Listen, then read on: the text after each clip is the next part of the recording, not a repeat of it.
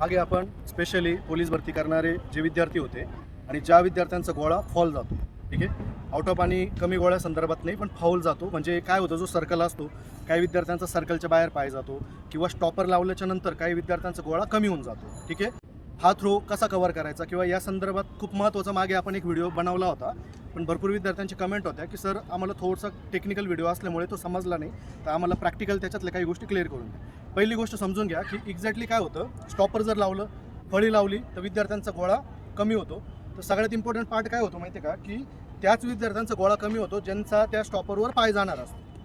Already ज्या विद्यार्थ्यांचा त्या स्टॉपरवर म्हणा किंवा त्या फळीवर म्हणा ज्यांचा पाय जाणारच नाही, तर त्या विद्यार्थ्यांचा गोळा कमी तर होतच नाही, पण विद्यार्थ्यांचा त्यांचाच गोळा कव्हर होतो, कारण की त्यांना पूर्ण फोर्स यूज करून त्यांना बॉडी मुवमेंट ॲडजस्ट करायचा असतो आणि ते नाही करत, म्हणून त्यांचा गोळा कमी होतो.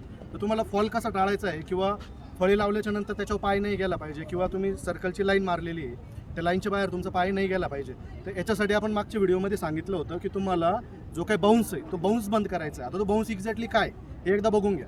समजा मी आता गोळ्याची पोझिशन घेतली, बरोबर, आणि व्हॉटेवर तुम्ही जी काही टेक्निक वापरत असेल, ठीक आहे, कोणी स्मॅश वापरत असेल, कोणी लेन वापरत असेल, ठीक आहे, तर मी इकडे खाली आलो तर मी काय करतो, वरती उडून पुढे येतो या पद्धतीने. म्हणजे मी ज्यावेळेस स्टेप घेतोय तर मी स्टेप घेताना काय करतोय माहिती आहे का, की मी अशी थोडी जम्प करून स्टेप घेतोय.